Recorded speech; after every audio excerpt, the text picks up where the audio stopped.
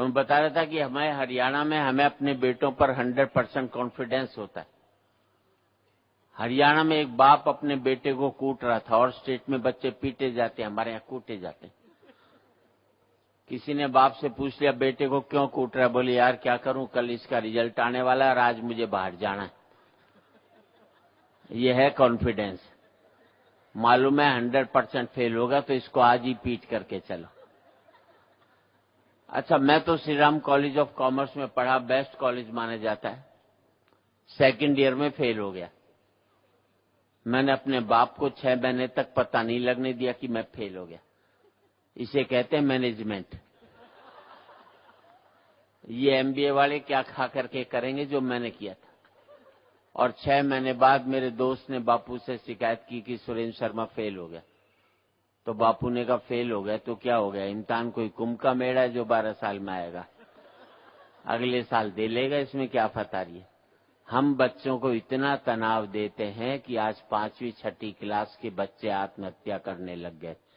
हमने बच्चों का बचपन मार करके रख दिया। इससे बड़ा अपराध माँ बाप कभी भी जिंदगी में नहीं कर सकते। जैसा जो बच्चा है किसी तरह जो कभी बढ़ता है कभी छोटा होता है। मैंने बालिया साहब, मैंने अपने बेटे से कह दिया था देख तू 50% से ज्यादा नंबर मत लियो, क्योंकि मेरे 51 आए थे। ज्यादा लिया था जिंदगी भर चिढ़ाता रहता। 45% लिया आया, 95% लिया था अमेरिका भाग लेता। 45% लिया है, मुझे छोड़कर गाजियाबाद भी नहीं भाग सकता। और मैं बात पर आपका इस पर आशीर्वाद चाहूंगा साहब, मेरा सुख ये नहीं है कि मेरा बेटा अमेरिका में बैठकर 5 लाख रुपया महीना कमा रहा है। मेरा सुख ये है कि मेरा बेटा 30,000 रुपया महीना कमा रहा है, लेकिन शाम का खाना मेरे साथ बैठ करके खा रहा है।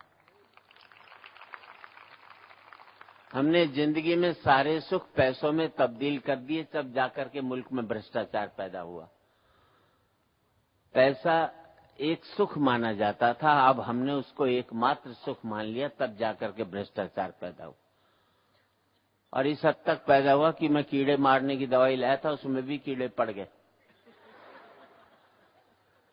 कीड़े नहीं मरे तो भ्रष्टाचार है, कीड़े पड़ जाएं तो ये। और मैं तो यहाँ पर बच्चे काफी संख्या में हैं और हरियाणा में बच्चे तो प्रैक्टिकल होते हैं। वो बाप टीचर ने बच्चे से पूछ लिया, मान ले एक खेत को 15 आदमी 20 दिन में जोतते हैं, तो उसी खेत को 25 आदमी कितने दिन में जोतेंगे। तो बच्चा खड़ा हो लिया, बोले मास्टर जी एक बार बता, जब खेत एक बार जुत गया तो दोबारा जोतने की क्या जरूरत पड़ी भाई, जो काम हो गया उसे बार बार क्यों करवाना चाह रहे हो। अच्छा, बच्चे घर की पोल पट्टी भी खोल देते हैं। अब यहाँ बच्चे तो बच्चों से संबंधित ही बात कर, बच्चे घर की पोल पट्टी खोल देते हैं। वो मास्टर ने बच्चे से पूछा, मान ले मैंने तेरे फादर को 1 लाख रुपए दिए 10% इंटरेस्ट, 2 साल बाद तेरे पिताजी कितने रुपए लौटाएंगे। बच्चा बोला जी एक भी नहीं। मास्टर ने चाटा मारा, बोले बेटे तुम हिसाब नहीं जानते। बच्चा बोले मास्टर जी मैं तो हिसाब जानता हूं, पर आप मेरे बाप को नहीं जानते, उन्होंने आज तक किसी का नहीं लौटाया, तो तेरा कहां से लौटाएगा। अच्छा, यहां पर तो सरीन साहब बच्चे कंट्रोल में भी रहते हैं। अमेरिका चले जाओ तो माँ बाप की छाती पर डिस्को करते हैं, क्योंकि पहली क्लास में टीचर बच्चों को पढ़ा देता है, माँ बाप चाटा भी मारे तो 911 को फोन कर दें। अब बच्चों को पीटना अमेरिका में कानूनी अपराध है, जो पीटते हैं उसे जेल भेज देते। हिंदुस्तान में एक कानून बना दो तो सुबह माँ जेल में जावे, शाम को बाप जावे, बच्चे दोनों का नंबर बांध दे, घर में टिकने नहीं दे। अच्छा, हिंदुस्तान में बाप अगर बेटे को नहीं कूटे तो उसकी आत्मा ही शांत नहीं होती, क्योंकि उसके बाप ने उसे कूटा हुआ होता है, तो बदला निकालता है। तो मेरे दोस्त न्यू जर्सी में रहते हैं अमेरिका में, उन्होंने अपने बेटे के चांटा मार दिया। बेटे ने पुलिस को फोन कर दिया, पुलिस आ गई, बाप को पकड़ लेगी, जेल में ठूस दिया। बेचारा जेल काट कर आया, बच्चे को मना कर लाया, बड़े प्यार से रखा। 10-11 महीने बाद छुट्टी हुई तो हिंदुस्तान लौटा, तो दिल्ली हवाई अड्डे से बाहर निकलते ही बाप ने जूता निकाला और बच्चे को घर तक कूटता हुआ ले गया। साले अब कर थाने में फोन, देखें कौन तुझे बचा।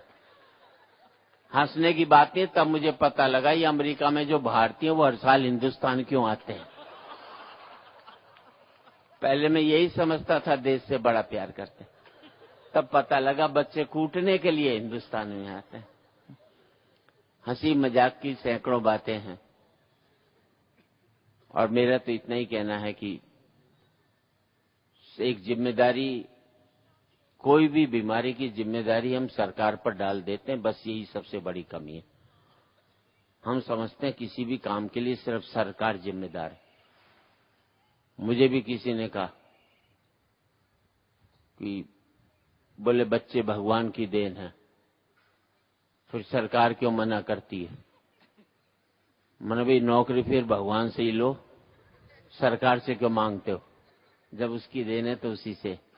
हमें खुद अपने आप में अपना विल पावर स्ट्रांग बनानी है और ये बच्चे उस काम को बखूबी कर सकते हैं।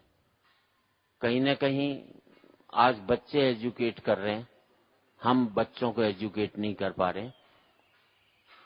मैं कहीं 4 पंक्ति कहना चाहता हूं आपकी, क्योंकि कलाम साहब की 2 पंक्तियां याद हैं कि सपने वो नहीं होते जो आप सोते हुए लेते हैं, सपने वो होते हैं जो आपको सोने नहीं देते।